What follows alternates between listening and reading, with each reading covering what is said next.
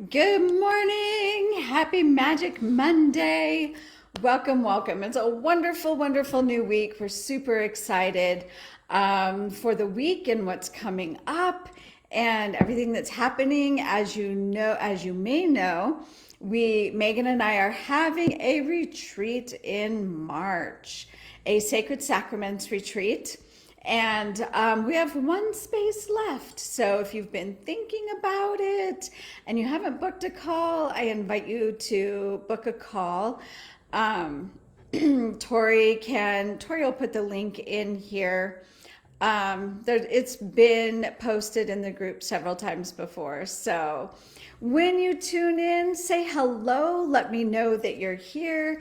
Let me know where you're tuning in from. Megan is at an appointment. Good morning, Tori. So glad you're here. Megan's at an appointment right now, so it's just me. And I'm excited to be here. And I want to talk to you a little bit about creating your heaven on earth life, which is really what we do here at the Sophia Mystery School with our clients, is support you in living your highest version and becoming sovereign in a way that you can create your own heaven on earth. So what does that look like? For everybody, it's different, right? It depends on what you want to create. It's about living where you want to live, working or not working as much as you want, doing the work that really supports you and supports you in all ways, supports you spiritually, emotionally, mentally, that brings you joy and harmony. Heaven on earth is about living in joy and harmony and peace and abundance. And one of the most important ways that Megan and I teach about, good morning, Robin from Ontario. So welcome to you. So glad to have you here. Is one of the ways that Megan and I teach about creating your heaven on earth is managing your emotional state, managing your emotions, mastering your emotions, which doesn't mean suppressing them or anything like that. Our emotions are definitely a gauge of what's coming up, right? So it's super important to recognize whatever emotions are coming up. It's really important to recognize that a lot of times the emotions that we feel are not even ours. If you're in this community, you're probably an empath, right? And so as empaths, we pick up the emotions of the mass consciousness. We can pick up the emotions of the people we're with. We can pick up the emotions of the people around us in a restaurant or a grocery store, a shopping mall, whatever it is. We're highly porous individuals, and we can pick up the emotions of everyone around us. So it's important to learn to discern, is this emotion mine? Is this truly mine? Or did I just pick it up from the people I was around? Good morning, Mom. So happy to have you here. Yeah, from chilly Colorado. It's chilly up here in the mountains of Arizona as well. So recognizing, are the emotions really yours, right? Because it's our emotional state that is manifesting our circumstances. And we've talked about this a lot, right? And it's always true, because our autopilot is to react to the circumstances, right? And how we react or respond to circumstances is actually what we're manifesting next. So being able to manage your emotions and recognize, okay, is this emotion mine? Did I pick it? Am I feeling down or sad or anxious because of the people I was around, or because of other people's situations? Am I picking up theirs? That's an important awareness, because if it's not yours, you can just shift the state. Do a quick clearing, and I'll talk to you about different ways to shift your emotional state. If it is yours, if it's an emotion that's coming up, then it's coming up to show you what wants to be healed, right? We don't ever want to, part of being on this spiritual journey has been like, oh, I just want love and light. I just want the highest frequencies. And that is spiritually bypassing. It's super important, and it's actually required that we go deep and go, okay, this anxiety is coming up, or this sadness or this shame is coming up, and then doing the work around it. Sitting down and journaling, going back to your childhood, because inner child work is so important. It's another requirement of opening and expanding and being able to create your heaven on earth life. So that's an important piece, is to do the work around it, do the inner child work, do the journaling, do the EFT tapping, to heal it, not to get rid of it, but to acknowledge and know, okay, I'm feeling this shame, and I deeply and completely love, accept, and forgive myself. Now, other ways to shift your emotions. I think a lot about Dr. Joe Dispenza. I love his work, and a couple years ago I went to a 7-day retreat, which was absolutely profound. I could sit and listen to him for days and days and days, more than 7 days even, that I was just so aware of how like focused I was, because the information he has is, and the wisdom that he shares is just so mind-opening and heart-opening. And one thing he talks about is that our body actually becomes our subconscious mind. Our body becomes our subconscious mind, meaning that if we think shameful thoughts, which then triggers shame, and then the chemicals of the emotion of shame are released through the body, and we become addicted to it. And so the body starts craving those emotions. The body starts craving that. And so we live on automatic. He says by the time we're 30 years old, we're not thinking new thoughts. We're doing 95% of everything we do on autopilot. So we're becoming pretty robotic. And so it's up to us to break that cycle, to break the loop that we can find ourselves in. And because otherwise we're creating the same thing over and over and over. If you look at your life in the past, like, you know, what kind of relationships do you have? What kind of challenges or obstacles are always popping up for you, right? That's how you discover you're in a loop. And so breaking those patterns is super important. And when you break those patterns, you're creating new neural pathways. So we're running neural pathways in our brain over and over. And so we're just recreating the past into the future. My little dog Duchess is in here snoring away. So if you're hearing that, know that that is my dog. And so to break those ways, we break patterns. So, and because our body becomes our subconscious mind, it's looking to stay comfortable all of the time. Thank you, Tori.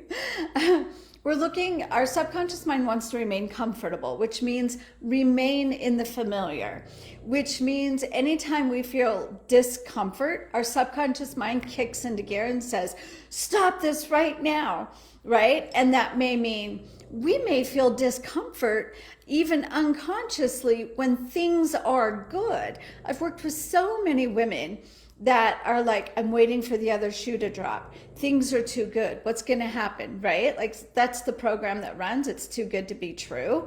And if we're running that program, it's too good to be true, then we can't create our heaven on earth, because our heaven on earth is so good and so blissful and so harmonious and so joyful in all ways.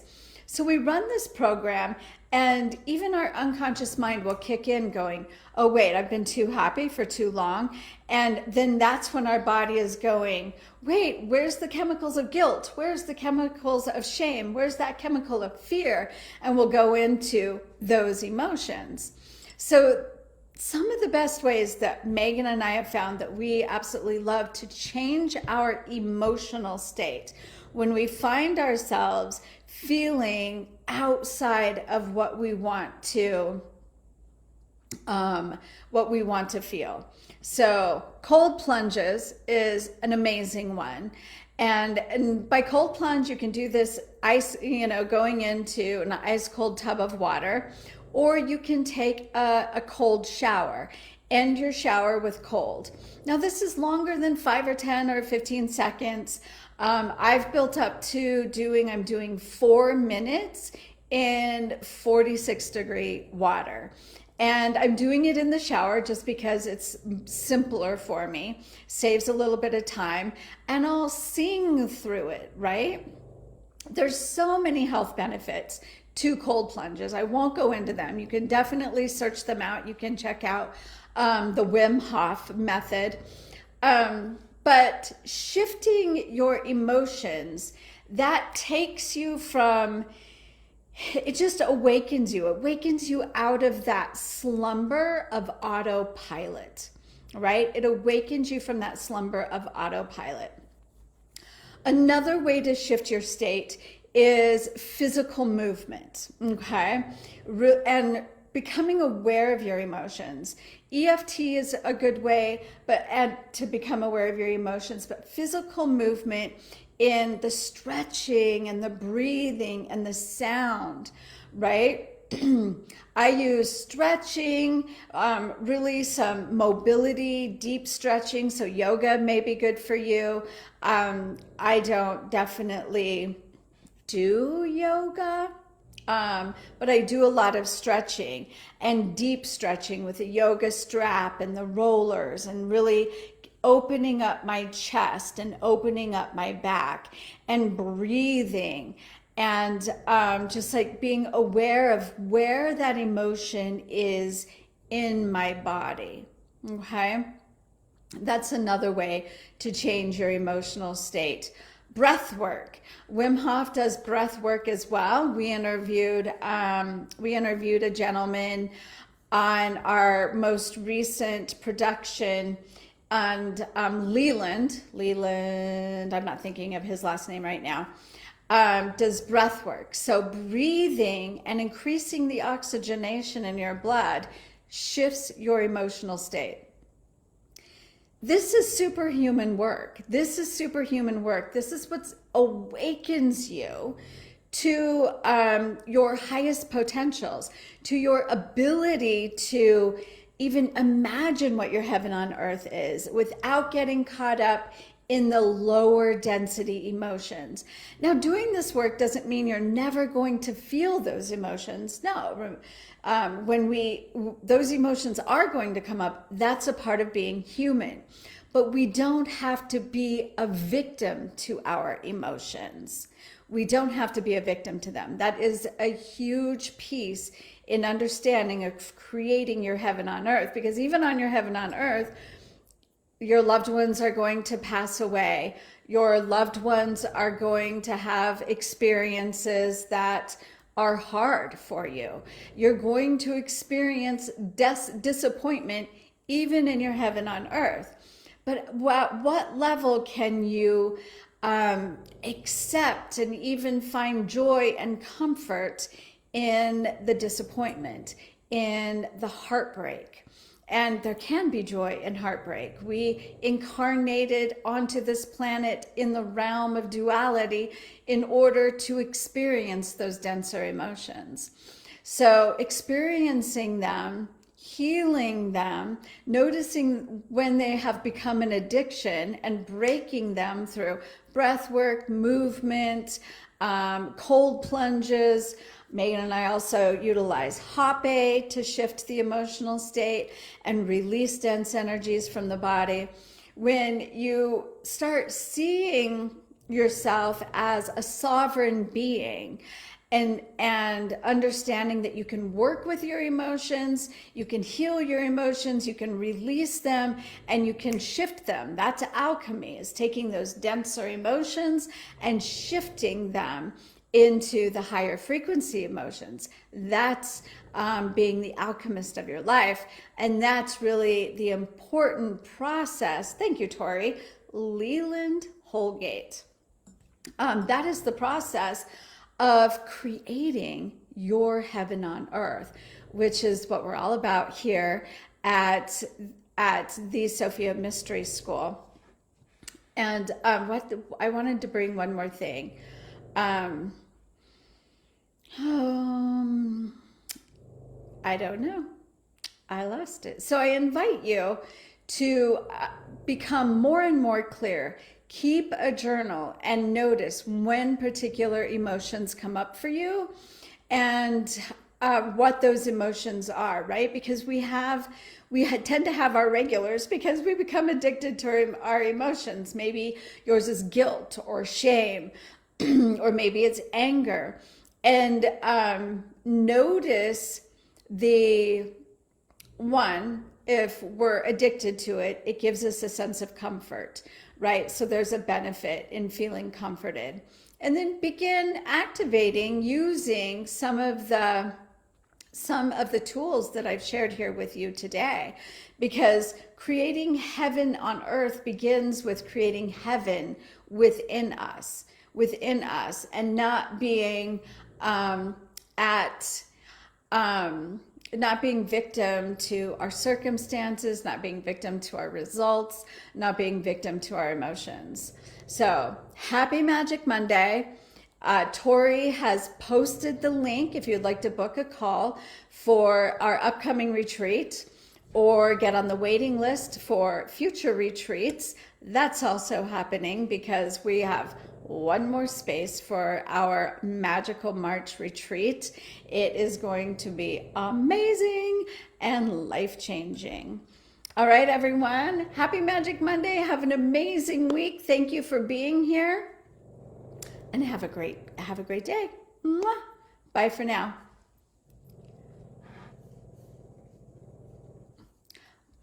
There's my dog snoring.